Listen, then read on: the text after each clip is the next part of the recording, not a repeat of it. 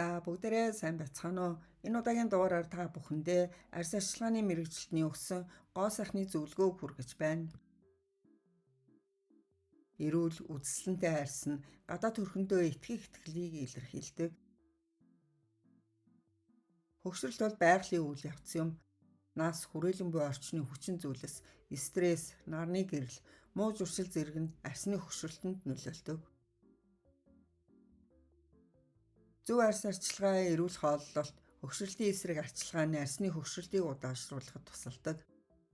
Тэгвэл хэрхэн үзэсгэлэнтэй арьстай болох арьс арчилгааны мэрэгчлэлтний өгсөн гоо сайхны зөвлөгөөг танилцуулъя. Үүнд нэгт орой бүр 1-2 минутын турш толгоогоо доош хөнжүүлж бай. Нас архийг тусам цусны эргэлт аяндаа удаашрдаг тул нүүрэндээ цусны урсгалыг бий болгохын тулд орны хажуу руу толгоогоо доош нь унжуулаарай.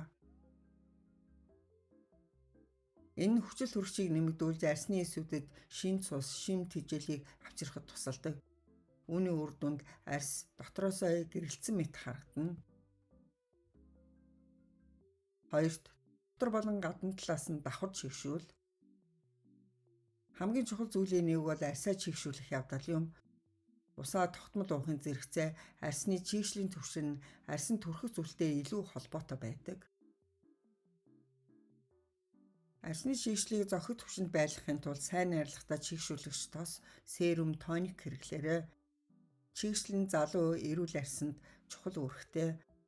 Тогтмол чигшүүлсэн арьс нь өршлөө үсэх магадлал багтаа байдаг. 3. Өдөр тутмын арьс арчилгаа. Цэвэрлэх хамгийн чухал алхмуудын нэг бол арьсыг хуурайшуулахгүйгээр бохирдол тосыг арилгах явдал юм. Хөршлийн эсрэг арьс арчилгааны бүтээгдэхүүн нь өршлийг багасгаж арьсыг чангалах үйлчилгээтэй байдаг. 4. Таны хувцсны сонголт чухал. Чийжний эсхийг нарнаас хамгаалахын тулд чичээс хаасан хувцас сонгох хэрэгтэй. Тиймээс нарны цус түрхээгүй үедээ хувцас зөв сонгож өмсөхийг зөвлөж байна. Мөн хувцсны өнгөний сонголт чухал байдаг. Мэдээжээ эрэг өөр өнгө нь өөр арьсанд тохирдог. Тэ аль өнгө нь таны арьсыг поп болгож гэрэлтүүлж байгааг анхаарч үзэхийг зөвлөж байна. 5. Хит ягаан туяанаас арьсаа хамгаалт. Хит ягаан туяаны эсийн дээнхийг гэмтэх аюултай тул арьсаа хамгаалж нарны цусаа тогтмол түрхээрэй гэж зөвлөж байна. 6. Өөрийгөө хүлээн зөвшөөрөх дасгал хий. Гүйх, алхах, усан сэлэх, дугуй унах зэрэг энгийн дасгалууд нь эрүүл мэндийг сайжруулах төдийгүй хөлрөх замаар хорт бодисыг гадагшлуулахад тусалдаг. Дасгал хийснээр зүрхний цохол, цусны эргэлтийг тогтмол байлгах нь арьсны чангарал, залуу байдлыг хадгалахад тустай. Цаашлбал эдгээр дасгалууд нь бодисын солилцоог сайжруулж, ерөнхий эрүүл мэнд нойрны чанарыг сайжруулахад хувь нэмэр оруулдаг. 7. Өдөр бүр суур будалт хий. Энэ өдөр бүр хэрэглэж байсан суур будалт нь нарны туяанаас нэмэлт хамгаалалт болдог гэжээ. Үүндээ бол будалт нь хүмүүсийн бодож байгаа шиг арьсанд тийм ч их муу биш юм. Тиймээс өөрийн арьсны төрөл тохирсон будалт хэрэглэж байгаа бол энэ ямар ч асуудал үүсэхгүй.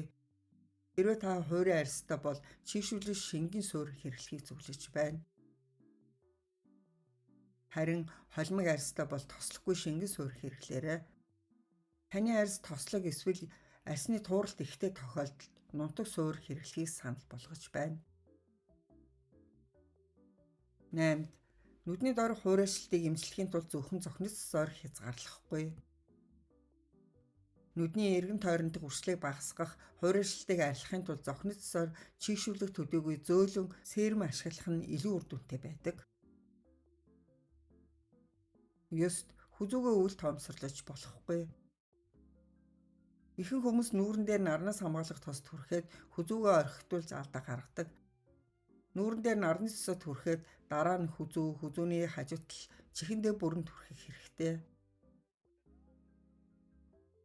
10. Арьсаа цэвэрлсэний дараа 60 секундын дотор чигшүүлээрэй. Нүрээ угаасны дараа чийг ууршихаас өмнө 60 секундын дотор бүтээгдэхүүний түргснээр арьс хуурайшгаас сэргийлж эрүүл гэрэлтсэн толгор арьстай болох боломжтой. 11. Зөвхөн нарнаас биш дулааны нөлөөнөөс арьсаа хамгаалаарай. Ялангуяа зуны халуун өдөр гадаа, галтоогоо, уурын өрөө дасгал хийх зэрэгт ажилдаг бол тогооч нар арьсаа хит халуунаас хамгаалах хэрэгтэй. Нарнаас хамгаалахын тулд нарнаас хамгаалах тос түрхэх, нарнаас хамгаалах хувцас өмсөх, мөн түншлэн гадаа байх үедээ нарны малгай өмсөж хөвшөөрэй. Мөн нарны шил зүүх, хүзүүнийхээ хар дээр хүүтэн жин тавих зэргээр нарнаас хамгаалахыг зөвлөж байна. 12-т өдөр бүр арьсаа гуйжуулах хэрэггүй. 13-т өөрийн дүр төрхийг өөрчил. Эмэгтэй хүний хувьд гадаа төрхөө хизэж өөрчлөхгүй байх шиг хөгшилт гэж байдаггүй гэж нэгэн зөвлөх хэлсэн удаатай. 15-т АМД-ийн бүтээгдэхүүн болох ретинолыг хэрэглэх.